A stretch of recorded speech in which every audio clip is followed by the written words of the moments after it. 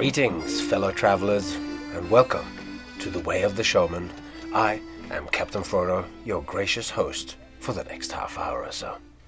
Now, I have been, most of my life, I've just been a performer and traveled around the world doing shows, squeezing myself through tennis rackets or balancing on top of tin cans whilst delivering hope and fun times, messages and philosophy from a topic stack of cans with both of my legs wrapped around my head. So everybody has to do something for a living. But whilst I've been doing this, I've been staying in hotels in London and Paris and Sydney and Melbourne, wherever I have been. I'm currently living in Las Vegas, Nevada. And I've been having a lot of time because the shows are at night. And in this time I think and I write. And for the last 2 years I've been writing a blog over at the Carnival Cinema blog, which is an online magazine. Just recently actually printed a magazine as well, which is worth checking out. The magazine is called Fluke. I have an article in there. And my series of articles over at the Carnival Cinema is called On the Way of the Showman. This has been an ongoing title throughout my career as a performer and as a writer. Because it's all of my musings, and these are sort of loosely based around my fascination with secret societies and esoteric and occult wisdom and knowledge that I am mixing together with my interest for magic. I started out first as a magician in my father's magic show, and I've since then just been collating all these ideas, and it all sort of fits loosely in under this banner of the Way of the Showman. And I've been writing for about 2 years, as I say, and these blog posts, they just tend to become a bit too long to read on your phone. It might take you 15, 20, 25 minutes to read one of these posts, and that's kind of too long. That's like 6 meters of scrolling, and that's too much. You're going to get a tendonitis in your thumb from just scrolling. So to stop that, I have been thinking that perhaps I should record it all. I do love podcasts and audiobooks. I use it all the time. And I thought perhaps this would be a better way for some of you to take it in. I was very pleasantly surprised the other day when I wrote this blog post that I'm going to read here today, that a lot of people shared it and a lot of people liked it. And even though when I initially thought of doing this podcast, I thought I was going to read the very first of the blog post and then just take it from then on. These last few blog posts have been they've been concerning the specific time that we're going through now. It's 2020 and we're in the middle of the pandemic, and my last 2 blog posts have been reflecting this. So I'm going to start by reading that. It's obviously it's a few weeks old. This is a month old or 6 weeks old now, something, by the time this comes out. So some of these figures might be altered, but it was written with the best possible information at the time. Anyway, thank you so much for tuning in and listening to me, sitting here in my studio in a derelict caravan in the hot Nevada desert. I'm going to read this essay now, and again, thanks for listening. The Day That Showbiz Died. Dramatic title. The first casualty was crowds, but they took with them the whole of show business. We're a social species. We dread isolation from others. Isolation is how we punish those that are already in prison. As a species, we would rather spend time with murderers and violent criminals than spending time alone with our minds. Also, it's bad for us. Studies have found that social isolation increases your likelihood of dying as much as smoking. No gatherings of people, no crowds. What's left for a showman to do in this new world? How can artists and performers help turn social distancing into merely physical distancing? And what is a crowd in this strange new situation? The Killer. The 11th of March, the day before my birthday, All the artists from Opium got called in to an extraordinary company meeting. It was clear that it would be about the COVID-19 pandemic. I immediately felt the stress come on, tingling in my hands and a sinking feeling in my stomach. On this exact day, 9 years ago, on the 11th of March 2011, the earthquake, which caused the tsunami which destroyed the Fukushima nuclear reactor, that incident led me to losing a year-long contract in Hawaii. Only a few years later, in 2014, I was in a different show in Vegas called Vegas Nocturne, and the casino we worked in got sold from a German bank to an American financial group. It resulted in immediate cancellation of all artist contracts. The business of entertainment is a fickle beast.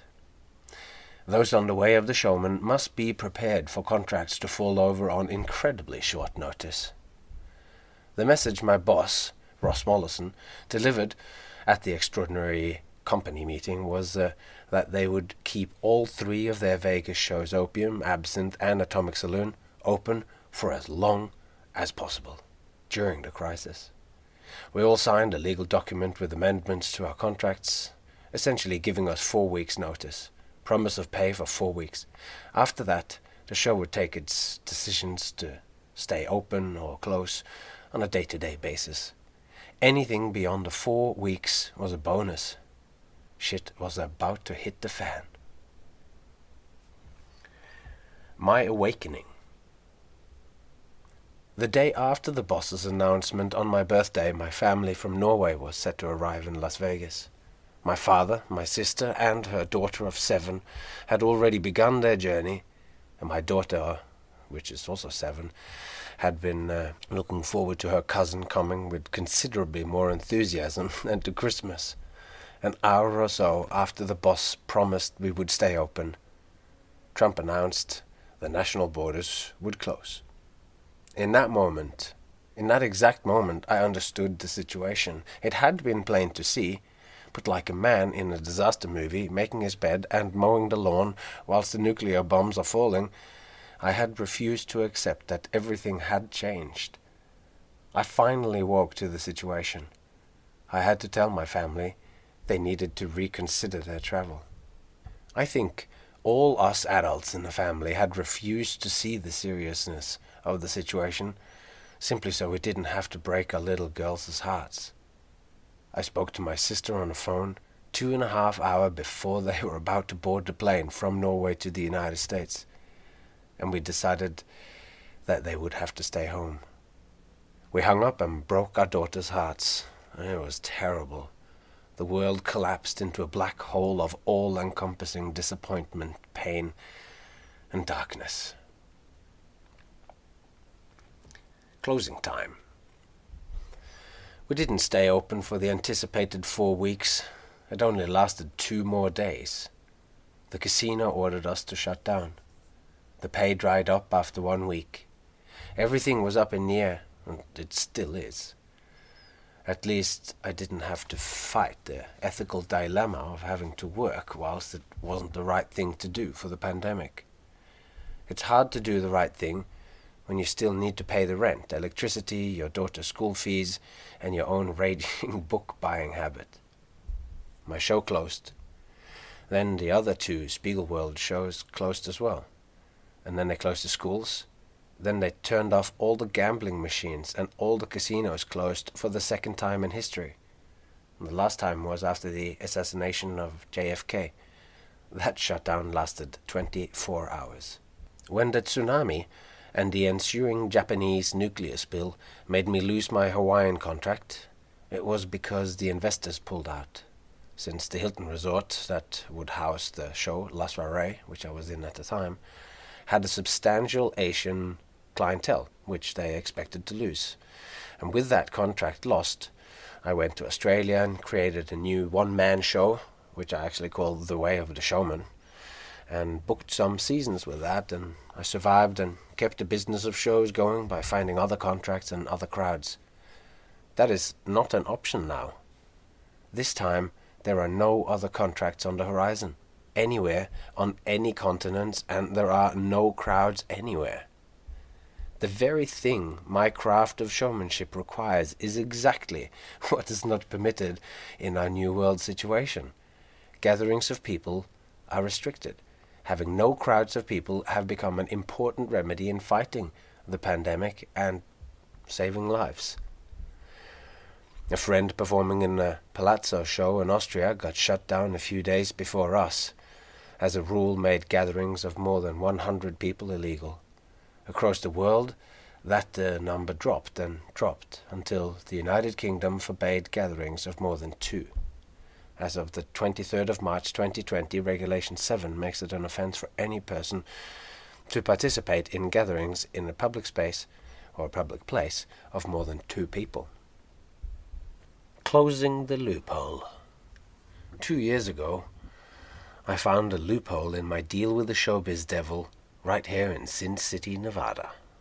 I no longer have to continuously tour, leaving my family behind. And here in Vegas, I can go to work and come home like a normal person. I can be in showbiz and be with my family. I wrote about that loophole about 2 years ago, and perhaps I shouldn't have publicly announced it in my inaugural On the Way of the Showman blog, because now the devil has come back, and he's dotted his I's and crossed his T's. Sin City is closed for show business and most other business as well, and the devil doesn't do things by half. He shut down the Strip, killed the whole of showbiz to let all of us pious showmen sit in our social isolation and stew on our lack of significant transgressions. We had been too good for the devil's liking. He's disappointed with us all, and let that be a lesson to anyone thinking that they can trick themselves into a good deal in a bargain with the devil. The culprit. At this time, practically the whole world is in isolation. We're practicing social distancing to flatten the curve. Staying at home is not a sign of fear. It's showing that we care about those above 60, those with pre-existing conditions, and the random others of any age and fitness who are dying and will die. We are collectively doing our bit to lessen the pressure on the world's healthcare systems. The COVID-19 virus is making a triumphant march across the globe, and something like 20% of those who get infected need hospitalization. And when hundreds of thousands of people get sick, the 20% quite quickly exceeds the available hospital beds, and this is the crux of the problem. The pandemic will not die down until we reach herd immunity, which means enough people, about 80 to 90% of the population, needs to get immune. At the moment, we don't even know for sure whether having had the disease will provide us with immunity, at least not for sure. I heard America is estimating the death toll to become somewhere between 100,000 and 240,000. And these are staggering and unbelievable figures. It is a war going on, a war against a new tiny enemy. This war will shape us and our world, and there's no doubt about that. And some of these figures, because I'm interjecting into the thing here, some of these are changed, but America has reached 100,000 already, so let's just hope it doesn't climb to the highest of 240,000. That's just so scary. All right. How long? When the artists of Opium were told that the show was shutting down, it was supposed to be for 2 weeks. I was at the time personally expecting it to be for 3 months. Now I think even I was too optimistic. A vaccine is a year to 18 months away. It'll remain bad for a long while yet, and that makes a case for 18 to 24 months of this crowd problem. It's not so bad for all industries, but for my fellow showfolk across the globe, things will not improve rapidly, but we will prevail. The greatest show on earth will not be knocked over by hard times. In fact, in the past, our kind of entertainment has been exactly what people wanted during these hard times. Pure good times and emotional release, promise of catharsis through shared experiences in dark theaters and big tubs across the globe. That's our business. 80% or more of those who get infected will survive fine, and out of them the majority will have minor symptoms. My hope is that, like it was the case with the swine flu when it came and went, that the 80% who are fine will be disgruntled by, the government, the world, or the Illuminati, and they will feel like they were totally overreacting. These are the people I am crossing my fingers that they will go, fuck the virus, or fuck the man. I am going to Vegas to laugh and drink and enjoy life, come what may. But that time is still very far away. In the meantime, we are all locked up in our houses, and if, when walking the dog, we pass another person, we hold our breath. How do we as performers deal with this new reality?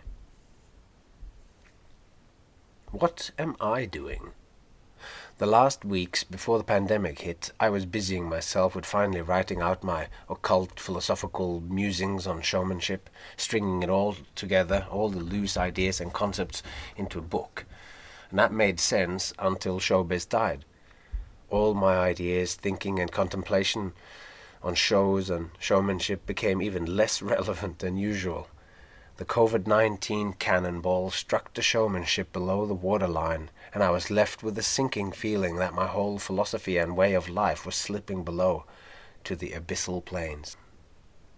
My way, which I so confidently had picked out step by step, insight by insight throughout my life, had led me to a cliff edge. I found myself staring into an abyss which vacantly and ominously smirked back at me.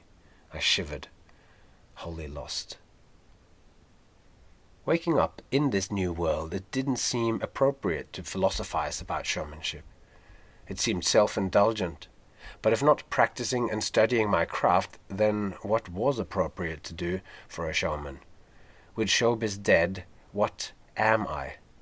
What's left of me? What is a showman? What is he for in this new reality? Some time passed. I became my daughter's teacher. The family and I settled into a new routine, without work, without income, without certainty, and without any assurance my craft or way would ever rise from the dead. Trump promised resurrection, and that it would coincide with the celebration of Easter, where Jesus also rose from the dead, and that ridiculous notion was quickly put to rest and replaced with the promise of more death and more uncertainty. But despite all this, my mind drifted back to the way. Sometimes the way falls away, a crag or hill hides the way ahead. But as you expect to fall, the way appears again. The way forward is, in the end, always the way you followed. It catches you and carries you along. It comes into being as you walk. Don't stop walking. You are more marvelous in your simple wish to find a way than the gilded roofs of any destination you could reach. That's a quote from David White. Redefining crowd and material. I am still a showman, but what does that mean now? And what the hell is my next step? I dug back into my notes and pages, studying about that good old way, and hoped to rediscover the way onwards. For a showman is someone who faces the other way, who has walked with the crowd, then turned around to face the others. I have mainly thought of a showman as one person facing a crowd. This is probably because that's what the majority of my career has consisted of. In our new reality, without big crowds, UK's legal crowd size being 2, made me think of those who perform close-up magic. They perform tiny shows for tiny crowds. They might sit down with a couple, having dinner at a restaurant, and accost them with the show. A close-up performance can even be a one-on-one encounter, making it a gathering of 2, one facing one other. This is just on the side of legal, even in the UK. A one-on-one performance doesn't have to be magic, but not every kind of performance immediately lends itself to a one-man show, like a one-on-one, one-man, one-audience member kind of show. Some skills would need an enormous amount of creativity to be suitable. A showman must always know their crowd and tailor the material and presentation to suit. We must totally reimagine our material. We must not focus on skills and tricks, These become obstacles of artifice, thus not suitable in a one-on-one situation. Specifically, if we're doing the shows in non-traditional venues, such as at home. If a crowd can still be a crowd with just one person, the core of what the show can be is revealed to be even deeper and more fundamental than one person presenting pre-prepared material to a group. It can be one person meeting another, having an exchange of attention and making a connection. The essence in the meeting between Showman and the tiniest of crowd is not the pre-prepared material, but the connection. Perhaps thinking deeply about showmanship isn't so self-indulgent after all. The showman's obligation. A showman's responsibility is to make sure the time and attention given by a crowd is rewarding and worthwhile. They need to feel like the time given was enriched, that their investment of time and attention paid off. Keep this in mind as you make the connections with whomever you are going to make connections. It is the only preparation needed for your material. In the warped space of the stage, the showman steals the crowd's time, but like a twisted alchemical Robin Hood, he returns it refined as showtime. The Daily Show. Your first crowd is the one inside your lockdown bubble. The experience of isolation shall be broken by connecting closer, by really being present with each other. Connections are made by paying attention, being present, by taking time in the space of isolation to give each other our full attention. This is how we shall change our social isolation from equivalent to a pre-existing condition like smoking into a boost of our immune system. This is a fraught term, the boosting of the immune system, but it gets the point across. For those of us with children, this isolation is a bizarre children's show. Remember this, you are constantly on show for them, more than usual. This isolation is like a pressure cooker. The post-apocalyptic, record-breaking amounts of dead in a day show that's going on all over our social media and on the news, that's going to be everywhere, but it is not the kind of show that kids should see.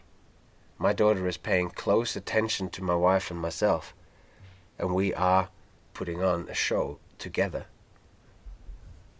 I believe once all this is behind us, and this is what I hope as well, but it is also what I believe, that my daughter will remember how we behaved and how our home felt during all of this, rather than anything about the virus.